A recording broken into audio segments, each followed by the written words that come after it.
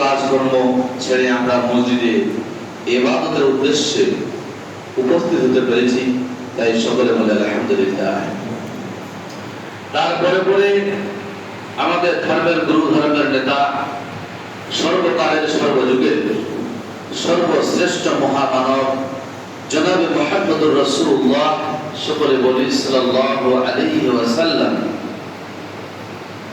তেনার প্রতি সহস্র শান্তির ধারা বর্ষিত হোক। আল্লাহুম্মা সাল্লি আলাইহি ওয়া সাল্লিম বারিক আলাইহি।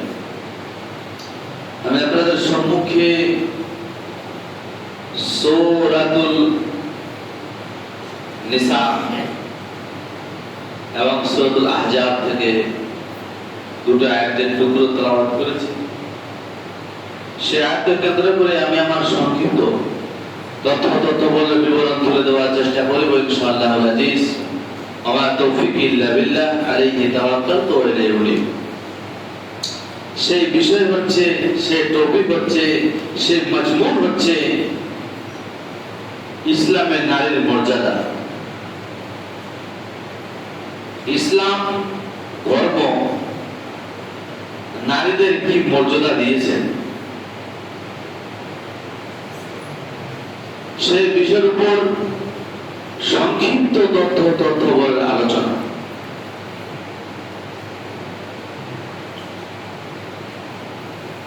সেই আমরা জানি যে নারী পুরুষকে আল্লাহ তাআলা আমাদের সৃষ্টি করেছে।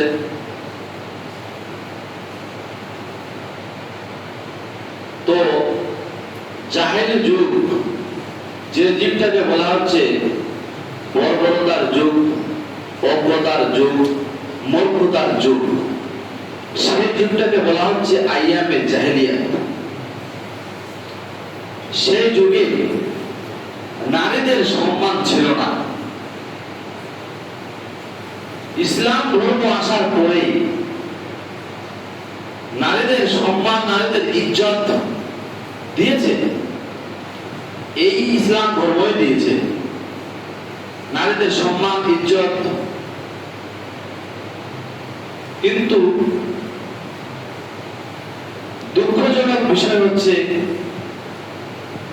যে নারীরা যে ইজ্জত দান দেন, আমাদের সম্পদ, একটা মানুষের, একটা পুরুষের তার হচ্ছে সম্পদ নারী, সেই সম্পদকে তারা ঠিক জায়গায়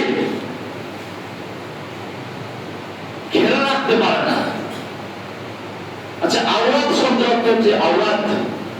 আওরাত শব্দটি ব্যবহার হয় উর্দু এবং ফার্সিতে। মহিলার শরীরকে বলা হচ্ছে, মহিলার তার যে শরীর, অঙ্গ প্রত্যঙ্গ, সেটাকে ঢাকে রাখার নাম হচ্ছে আওরাত। সে আওরাত আজকে পৃথিবীর বুকে লাঞ্ছিত, ঘৃণিত, অপমানিত, ধর্ষিতা। যেখানে সেখানে খবর ধর্ষণ হয় আর কিছু। তো জাহেলি যুগে, মূর্খতার যুগে, বর্বরতার যুগে নারীদের সম্মান ছিল না, এবং অমুসলিমরাও তাকে সম্মান করেনি, ইহুদি খ্রিস্টানরাও তাকে সম্মান করেনি। ইসলাম ধর্ম সেটাকে নারীদেরকে সম্মান দিয়েছে, এবং সেই সম্মানের সহিত তাদেরকে, আমাদেরকে চলাফেরা করতে হবে। আচ্ছা, সেই যুগটা আইয়ামে জাহেলিয়াতের যুগে নারীরা কিভাবে ছিল, একটু যদি আমরা দৃষ্টিপাত করি, লক্ষ্য করি, আমরা বুঝতে পারবো। কারো বাড়িতে যদি কোনো কন্যা সন্তান জন্ম হয়, তো তাকে, কন্যা সন্তানটাকে রাখা যাবে না। প্রস্তুতি খুবই শোচনীয়, প্রস্তুতি খারাপ, তাকে রাখা যাবে না। তাকে সুসজ্জিত করে, সুন্দর করে কাপড় পরিয়ে, তাকে নির্জন জায়গা নিয়ে গর্ত খুলে তাকে বলা হতো দেখো দেখো নিচে কি আছে, বাচ্চাটা দেখতো, তাকে ফেলে দিয়ে মাটি চাপা দিয়ে চিৎকার করতে করতে সেই ছেলেটা, সে মেয়েটা, কন্যাটা, সন্তানটা মারা যেত। সেই যুগটাকে বলা হচ্ছে আইয়ামে জাহেলিয়া। সেই যুগটা পার করে ইসলাম ধর্ম তাকে কি দিয়েছে? সম্মান দিয়েছে। তাকে যে সম্মান দিল ইসলাম ধর্ম, কোরআন এবং সহিহ সুন্নাহ, তো এর রক্ষণাবেক্ষককে, এর দায়িত্বশীলকে, এটা কথা আগে জানা রাখা দরকার যে নারীর কোনো কি হয় না, নারী কোনোদিন নেতৃত্ব দিতে পারে না। সূরা নিসা খুলুন, আল্লাহ তাআলা সেখানে বলছেন আর রিজালু কাওয়ামুনা আলান নিসা বিমা ফাজ্জালাল্লাহু বা'দাহুম আলা বা'দিন ওয়া বিমা আনফাকু বিআমওয়ালিহিম। সেখানে আল্লাহ বলছেন যে একজন পুরুষ নারীদেরকে নেতৃত্ব দেবে তার রক্ষণাবেক্ষক, তাকে সে চালাবে। চোখ যেদিকে যায় নারী সেদিকে যাবে, চোখ যেদিকে যায় তার শাসন সেদিকে যাবে। তাকে উঠবস কিভাবে করতে হয় তার পুরুষ করাবে, দায়িত্বশীল। দায়িত্বশীল এখানে কে? এখানে দায়িত্বশীল বোঝা যাচ্ছে ওই পুরুষ ব্যক্তিটা, ওই পুরুষ ব্যক্তিটা দায়িত্বশীল, ওই নেতৃত্ব দিবে। তোমার স্ত্রী, তোমার কন্যা, তোমার মা, তোমার সন্তান, তোমার সন্ততি, তোমার কন্যা সন্তান যায় কোথায়, কোথায় বেড়াচ্ছে, কোথায় চলছে, কোথায় কি করছে, দায়িত্বশীল ওই লোকটাই সে পরিচালনা করবে, যেটা হচ্ছে গার্জিয়ান। আপনারা জানেন, তাহলে আমরা স্পষ্টটা বুঝতে পারলাম যে একজন নারীর দায়িত্বশীল হবে তার পুরুষ, তার পুরুষ হবে দায়িত্বশীল। যেমন কাঁধে রেশনকারে দেখবেন হেড অফ দ্য ফ্যামিলি, অমুক তমুক হেড অফ দ্য ফ্যামিলি, তার মানে ওর ফ্যামিলি রয়েছে, ওর পরিবার বর্গ রয়েছে, সন্তান সন্ততি রয়েছে, তার জন্য তাকে পরিবার কি হেড অফ দ্য ফ্যামিলি। তো হেড অফ দ্য ফ্যামিলি আপনি, তো আপনার নারী আপনাকে বলে যাচ্ছে ভাতটা ঢাকা থাকলো, খেয়ে নিও, আমি চললাম। কোথায় গেল, কি করলো, কি কাজ করছে, কাকে নেতৃত্ব দিচ্ছে, কার কাছে টাকা নিয়ে এসেছে, কি করছে দেখবেন না।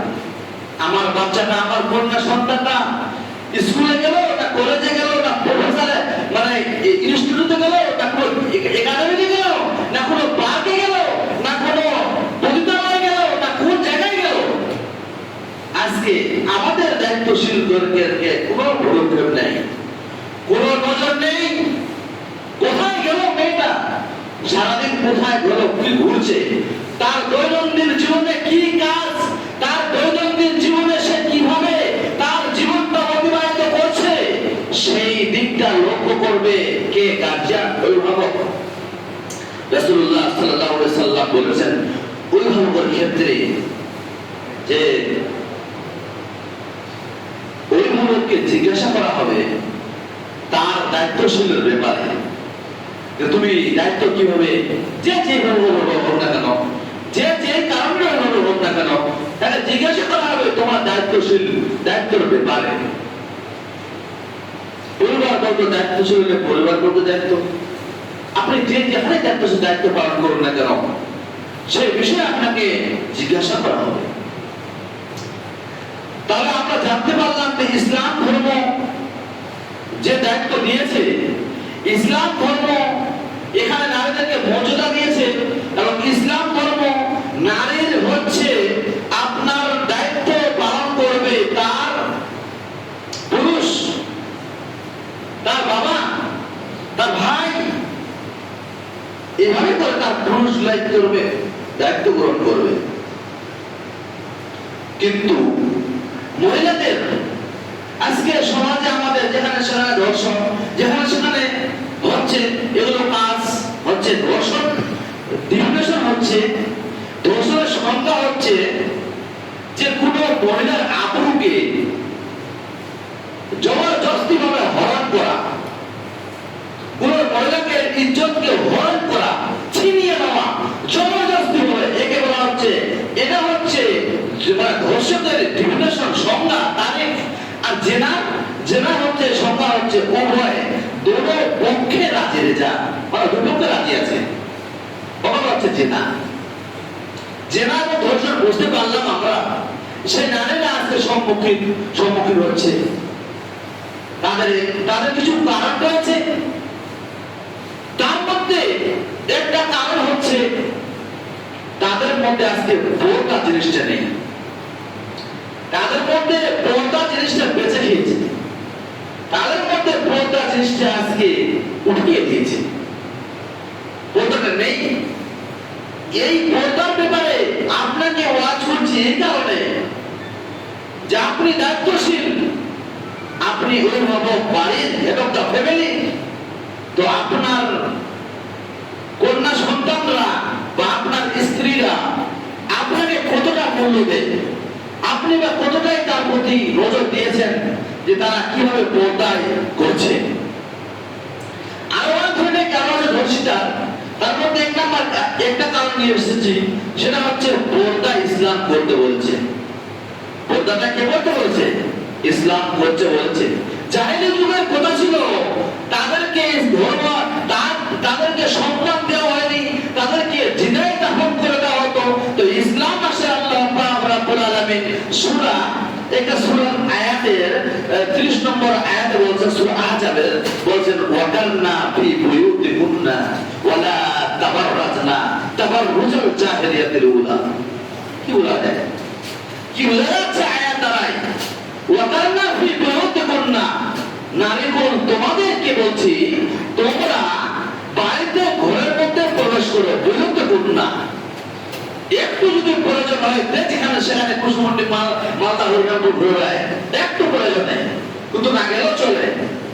কিন্তু বলছে ওয়াকারনা ফি বুয়ুতিকুন্না, তোমরা বাড়িতেই গৃহের মধ্যে থাকো, ওয়ালা তাবাররাজনা তাবাররুজাল জাহিলিয়াতিল উলা। আর তাবাররাজনা শব্দের অর্থ হচ্ছে নিজেকে পরিদর্শন করো না।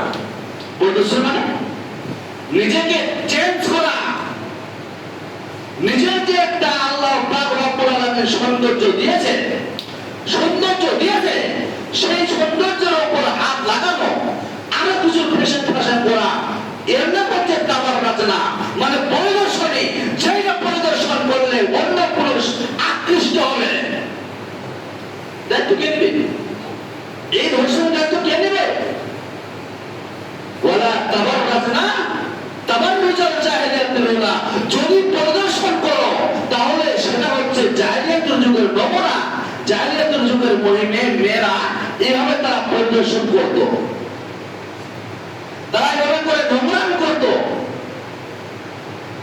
তো ইসলাম বলছে, ইসলাম ধর্ম বলছে যে পরিদর্শনে মানে দর্শনদারি, মানে পরিদর্শন করো না, মানুষকে সুসজ্জিত হয়ে সামনে দাঁড়িয়েও না।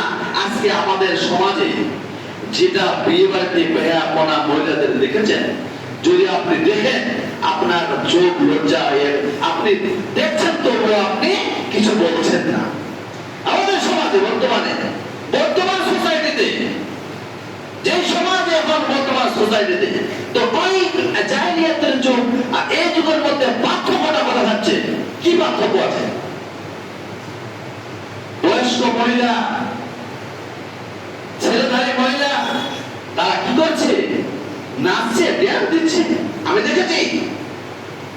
এরা করছে রাত্রি বেলায়, যখন গভীর রাত, তখন দেখেন এইটা কে সমাজ, এটা কে দেখাবে, এই জিনিসটা কে হাঁটাবে, এই জিনিসটার জন্য দাওয়াত কে নেবে যে তারা সঠিক রাস্তায় ফিরে আসুক। আজ থেকে সাহাবায়ে কেরামদের, যে নবী সাল্লাল্লাহু আলাইহি সাল্লামের স্ত্রীগণদের বিশ্বরা তারা কিভাবে পর্দা করেছেন, তাদের পর্দাটা কেমন ছিল, একটু বিশ্লেষণ করি তো বুঝে যাবে তার পর্দাটা কেমন ছিল। আয়েশা রাদিয়াল্লাহু তাআলা আনহা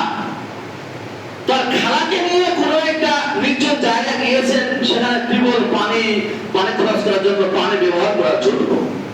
তো তার খালা পায়ে কাপড়ে বেঁধে পড়ে গেল। পড়ে যাওয়ার পরে তার খালা বলছে আয়েশাকে যে মেজটা ধ্বংস হোক।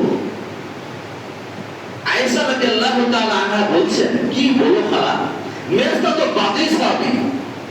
বাদরি সাহাবী বলতে যে সমস্ত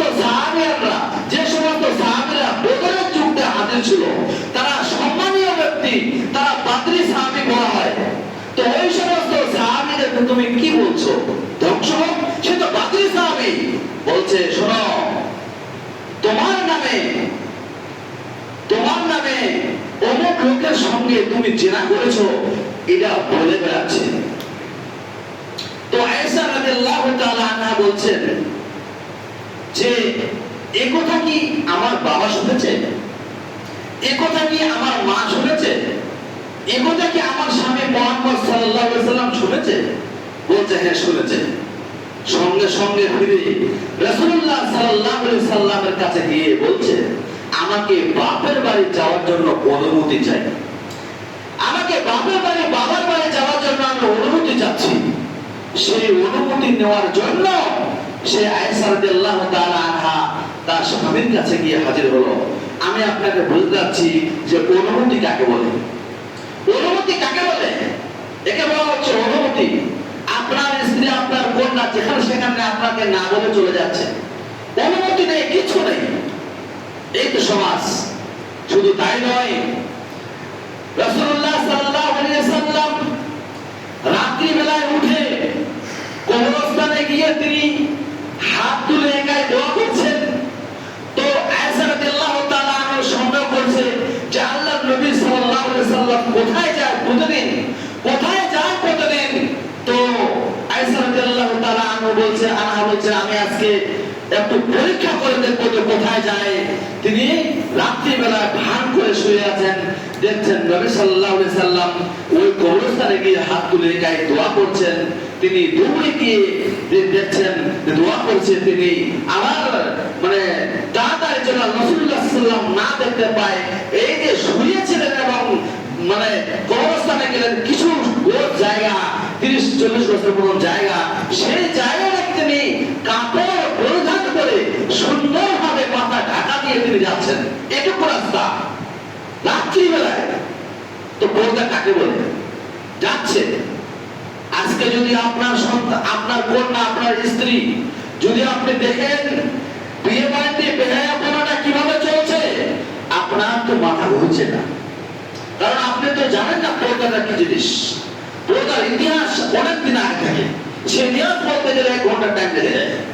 বলতে যাচ্ছিলাম তো 30 ঘন্টা জায়গা যাচ্ছে, তো তাকে মাথার কাপড় দেওয়ার কি দরকার ছিল? তো যাচ্ছে কাপড় দিয়ে, ঢাকা দিয়ে, এটুকু জায়গায়। তাহলে আমরা বুঝতে পারছিলাম যে পর্দা নারীদের প্রতি ফরজ রয়েছে, পুরুষদের প্রতিও ফরজ রয়েছে। এই পর্দা হচ্ছে খুব মারাত্মক বিষয়। আপনাকে যদি একটা চকলেট দেওয়া হয় খোলা দোকানদার যুদ্ধে, তো আপনি নেবেন না, কারণ ওরা খোলা। আপনি খোলা জিনিস কেন নেবেন? তো আপনি বলছেন আমাকে মরিয়ে, কাপড় মরিয়ে যেভাবে পেঁচিয়ে আছে সেভাবে আপনি আলাদা করে দেন চকলেটটা, বলছেন আপনি নেবেন না, এটা মাছি পড়েছে আর কিছু পড়েছে। তো আপনার আওরা ঢাকানো, আবরু, লজ্জায় তার সমস্ত শরীর ঢাকা দেবে, ঢাকিয়ে থাকবে। আপনি তাকে ব্যবহার করছেন, ঢাকিয়ে রাখবেন না। তো ইসলাম নারীদের সম্মান দিয়েছে। ইসলাম নারীদের সম্মানের সহিত নারীকে চলাফেরা করতে হবে, এ কথাই সত্য। শুধু তাই নয়, তালাক প্রাপ্ত মহিলা হযরতে জাবের রাদিয়াল্লাহু তাআলা আনহু এবং নবী করিম সাল্লাল্লাহু আলাইহি সাল্লাম তিনি কোন একটা যজ্ঞ থেকে ফিরছেন। তো মদিনায় ঢুকবে, তো সন্ধ্যা হয়ে গেছে, সন্ধ্যা অপরিত। তো রাসূলুল্লাহ সাল্লাল্লাহু আলাইহি সাল্লাম বলছেন, এই কথা শোনো, আজকে এখানে থাকতে হবে, মদিনায় কালকে সকালে বেলায় ঢোকা যাবে, আজকে ঢোকা যাবে না। রাসূলুল্লাহ সাল্লাল্লাহু আলাইহি সাল্লাম এই কথাই বলছেন। তো জাবের রাদিয়াল্লাহু তাআলা আনহু বলছেন, জাবের রাদিয়াল্লাহু তাআলা আনহু বলছেন যে ইয়া রাসূলুল্লাহ ইয়া নবী গো, আমি কিছুদিন আগে আমার বিবাহ হয়েছে, কিছুদিন আমার স্বামী হয়েছে, আমি বিবাহ করেছি, আমরা একটু রুখসাত দাও, ছুটি দাও। রাসূলুল্লাহ সাল্লাল্লাহু আলাইহি সাল্লাম তাকে জিজ্ঞাসা করলেন, তুমি যে বিবাহ করেছো সাইয়্যিবা না বাকেরা, তালাক প্রাপ্ত না বাকেরা? জাবের রাদিয়াল্লাহু তাআলা আনহু বলছেন তালাক প্রাপ্ত। তো রাসূল সাল্লাল্লাহু আলাইহি সাল্লাম বলছেন তালাক প্রাপ্ত মহিলাকে কেন বিবাহ করতে গেলে, কি কারণে? ও তোমার সঙ্গে খেলতো, তুমিও সঙ্গে খেলতে, সাইয়্যিবা কুমারী মেয়ে বিবাহ করলে, তালাক প্রাপ্ত মহিলাটা কেন বিবাহ করলেন? প্রশ্ন করছে আল্লাহ রাসূল সাল্লাল্লাহু আলাইহি সাল্লাম। আগে একটা কথা জেনে রাখি, আপনার স্ত্রী, আপনার কন্যা আপনাকে যদি, আপনি যদি তাকে যদি শিষ্টাচার না শেখান, আদব কায়দা না শেখান, তাহলে হবে না। আদব কায়দা শেখাতে হবে, এ কথাই ফরজ, এ কথাই ফরজ। আপনি যদি কোনো আপনার বাড়িতে দাসী রাখেন, কাজ করবা মানে কাজ করা লোক রাখেন, আপনাকে তাকেও শিক্ষা দিতে হবে, এ কথাই সত্যি। তো জাবের রাদিয়াল্লাহু তাআলা আনহু রাসূলুল্লাহ সাল্লাল্লাহু আলাইহি ওয়াসাল্লাম জিজ্ঞাসা করছেন কি জন্য বিবাহ করলেন তালাক প্রাপ্ত মহিলাকে? বলছে ইয়া রাসূলুল্লাহ, আল্লাহর নবী গো, আমার বাবা যুদ্ধে মারা যাওয়ার পরে 6টা মেয়েকে রেখে গেছেন, তারা কুমারী। আমি তো এদিক ওদিক করে বেড়াচ্ছি, তালাক প্রাপ্ত মহিলাকে বিবাহ করার আমার একমাত্র উদ্দেশ্য এটাই যে আমার মহিলা তালাক প্রাপ্ত হলে বয়স হবে, আর বয়স হলে মেয়ের মধ্যে শিষ্টাচার থাকবে, আখলাক থাকবে। ওই কুমারী মহিলা আমার যে বোনগুলো 6টা মা বোন যে রেখে গেছে, তাদেরকে শিষ্টাচার শিখাবে। কি শিষ্টাচার? তাকে শিখাবে আদব, তাকে শিখাবে কায়দা, তাকে শিখাবে কিভাবে পানি খেতে হয়, কিভাবে মানুষের কথা বলতে হয়, কিভাবে মানুষের চলাফেরা করতে হয়, আখলাক চরিত্র শিখাবে। তাকে এর অপর বাড়িতে গিয়ে বিবাহ হলে তাকে কি শিখাবে, তাকে কিভাবে তাদের সঙ্গে কথোপকথন করবে, চলাফেরা করবে, সেই শিষ্টাচার আদব কায়দা শিখাবে। কুমারী মেয়ে যদি আমরা বিবাহ করতাম তো তার সাঁতার অতটা জ্ঞান ছিল না, ওটা জ্ঞান হয়তো ছিল না। সাইয়্যিবা তালাক প্রাপ্ত মহিলাকে বিবাহ করার একমাত্র কারণ হচ্ছে এটাই, সে শিষ্টাচার শিখাবে। আজকে আপনি শিষ্টাচার শিখান, শিখিয়েছেন শিষ্টাচার? যা শুনে নাও, শিষ্টাচার কাকে বলে, আদব কায়দা কাকে বলে, মানুষের সঙ্গে কিভাবে কথা বলতে হবে, কিভাবে রাস্তা চলাফেরা করতে হবে, শিষ্টাচার দিয়েছেন। এই শিষ্টাচার কোথায় পাবে? এই শিষ্টাচার পাবে ইসলামিক একাডেমিতে, এই শিষ্টাচার পাবে বক্তব্যে, এই শিষ্টাচার পাবে মাদ্রাসায়, যেখানে ধর্মীয় তত্ত্বভিত্তিক আলোচনা, পর্দার সহিত, পর্দার ব্যাপারটা যদি আপনি ইতিহাসে খুঁজে পাবেন, পর্দার ব্যাপারটা যদি আপনি জিওগ্রাফিতে খুঁজে পাবেন না। তো আমাদের মহিলা, আমাদের নারী, আমাদের সম্পদ, সেই নারী সম্পদকে যদি সুস্থভাবে সুন্দরভাবে রাখা যায়, তো নারীকে কি করতে হবে? উপদেশমূলক, জ্ঞানমূলক, শিষ্টাচারমূলক তাদেরকে আখলাক চরিত্র দিতে হবে, এ কথাই সত্য। আজকে সেই মেয়েটা বিবাহ হচ্ছে, তো আজকে বিয়ে হলো, কালকে ঝগড়া, আপনি শিষ্টাচার দেননি, আপনি শিষ্টাচার শেখাননি, আপনি তার শাশুড়ের খালে বন্ধ হচ্ছেন, তাই আপনারা ভুলটা দিচ্ছেন না, কিন্তু এই খাতে কোনদিন তালিটা বাজে না। বন্ধুরা ছিলাম, আল্লাহ রাব্বুল আলামিন আমাদেরকে যেন নারীগুলোকে আমরা ভালোভাবে নেতৃত্ব দিতে পারি এবং তাকে বোঝাতে পারি, ওয়াজ করতে পারি, উপদেশমূলক কথা বলতে পারি। আল্লাহ যেন আমাদেরকে হেফাজত করে এবং তাকে বোঝার তৌফিক দান করে। সকলে বলুন আমিন। আল্লাহ রাব্বুল আলামিন যেন আমাদেরকে বোঝার তৌফিক দান করে। সকলে বলুন আমিন। নারীগুলো আজকে অধঃপতন হয়ে যাচ্ছে, সেটাকে রক্ষা করার জন্য আপনার দায়িত্ব, আপনার কাছে একদম অপরিহার্য, আপনার দায়িত্ব, আপনার প্রতি সেটা দায়িত্ব রয়েছে। আপনার সমাজকে, আপনার বাড়িকে যদি আপনি কন্ট্রোল করতে পারেন, তো আপনার সমাজ আস্তে আস্তে কন্ট্রোল হয়ে যাবে। বলছিলাম, আল্লাহ তাআলা যেন আমাদের এগুলো কথা বোঝার তৌফিক দান করেন। আল্লাহুম্মা আমিন। আল্লাহুম্মা